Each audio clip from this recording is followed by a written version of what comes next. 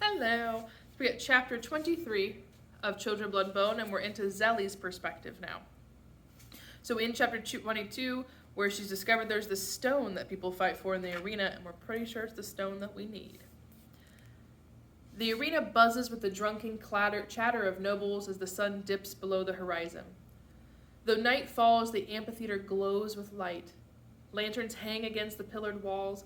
We push past the hordes of guards and nobles filling the stone-carved stands. I grip to Zane for support, stumbling as we make our way through the weathered sand steps. "Where'd all these people come from?" Zane mutters. He forces his way through two Poseidon wrapped in dirt-covered caftans. Though Ibeji can't boast more than a few hundred residents, thousands of spectators fill the stands, a surprising number of them merchants and nobles. Everyone stares at the deep basin of the arena floor, united in their excitement for the games. "You're shivering," Zane says when we sit. Goosebumps travel up and down my skin. "There are hundreds of spirits," I whisper. "So many died here." "Makes sense if laborers built this place. They probably died by the dozens." I nod and sip from the canteen, hoping to wash the taste of blood from my mouth. No matter what I eat or drink, the copper tang won't go away. There are too many souls around me trapped in the hell of a potty. I was always taught that when Orishans died, the blessed spirits rose to Alafia, a peace, a release from the pain of our earth, a state of being that exists only in the gods' love. One of our sacred duties as reapers was to guide the lost spirits to Alafia, and in exchange they would lend us their strength. But spirits weighed down by sin or trauma can't rise to Alafia. They can't rise from this earth. Bound to their pain, they stay in a potty, reliving the worst moments of their human memories again and again. As a child, I suspected that a potty was a myth, a convenient warning to keep children from misbehaving. But as an awakened reaper, I can feel the spirit's torture, their unyielding agony, their never-ending pain.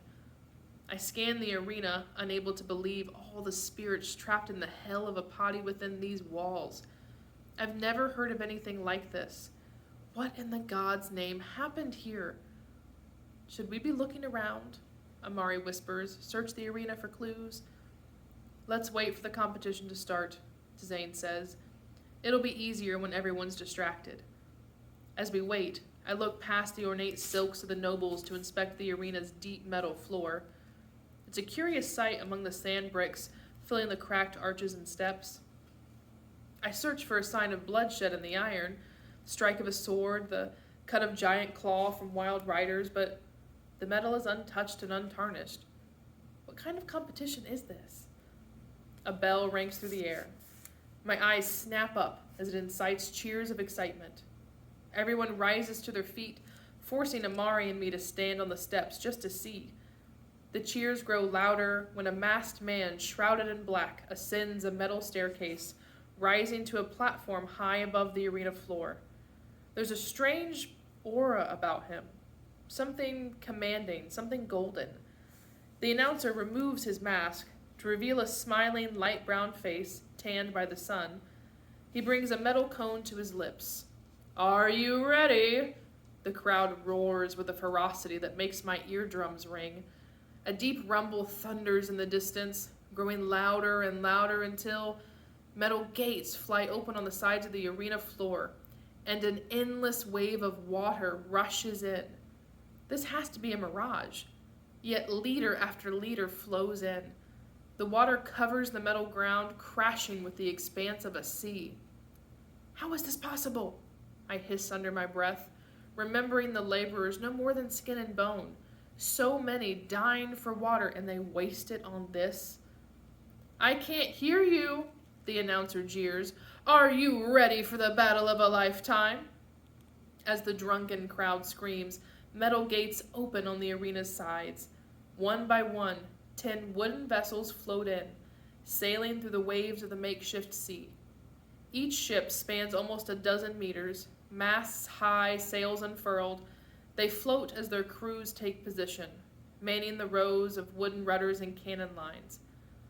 On every ship, an elaborately dressed captain stands at the helm. But when I look at the crews, my heart stops. The laborer in white sits among dozens of rowers with tears in her dark eyes, the girl who told us of the stone. Her chest heaves up and down. She grips a paddle for life. Tonight, 10 captains from all over Orisha battle for wealth greater than a king's. The captain and crew who will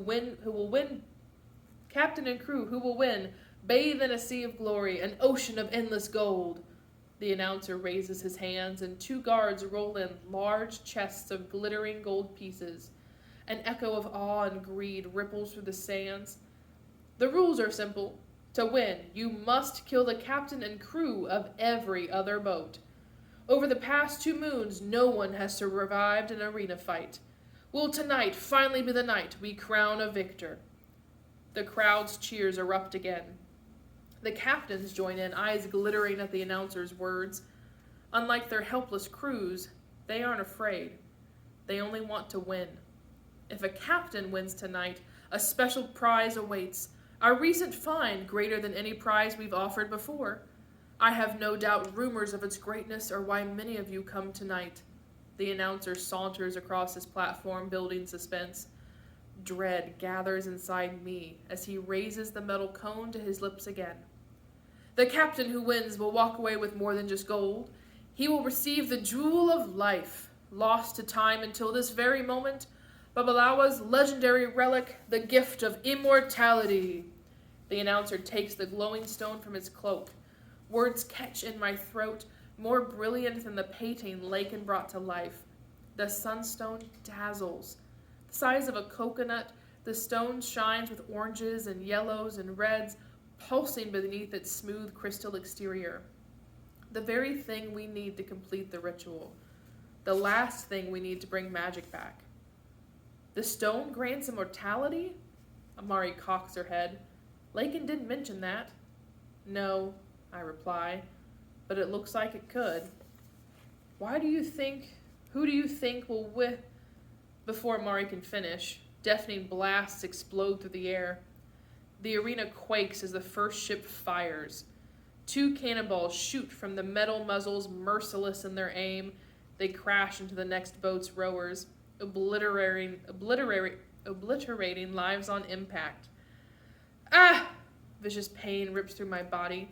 Even though nothing strikes me, the thick taste of blood coats my tongue, stronger than it's ever been. Zell! Tizane shouts. At least I think he shouts. It's impossible to hear him over the screams. As the ship sinks, the crowd's cheers blur with the shrieks of the dead, overwhelming my mind. I feel it, I say, gritting my teeth to avoid a mangled cry. Each one, each death. A prison I can't escape. The blast of cannonballs shakes the walls. Shattered wood flies through the air as another ship goes down. Blood and corpses rain into the water, while injured survivors fight not to drown. Each new death hits me as hard as Lakin's spirit did at Chindomble. Flowing through my mind and body, my head surges with broken, disparate memories. My body harbors all their pain. I black in and out of the agony, waiting for the horror to end. I get a flash of the girl in white, only now she's drowned in red. I don't know how long it lasts, 10 minutes, 10 days. When the bloodshed is finally over, I'm too weak to think, to breathe. Little remains of the 10 ships or their captains, each blown apart at another's hand. Looks like another night without a victor, the announcer's voice booms over the cries of the spectators. He brandishes the stone, making sure it catches the light. It glimmers over the crimson sea, shining above the corpses floating among the shards of wood. The sight makes the crowd scream louder than they have all night. They want more blood. They want another fight. We'll just have to see if tomorrow's captains can win this magnificent prize. I lean into Tizane and shut my eyes. At this rate, we'll die before we ever touch that stone. Okay, so in this one, make sure you're taking the time to summarize how they're using the stalkers, the laborers, and to what purpose. I mean, obviously they're wanting to get the gold, but why and how does this continue to oppress and support their government within here? And what more have we discovered about Zelly's powers as she's continued to awaken within this? So take that moment to do your annotations and to summarize the chapter before you continue on to chapter 24.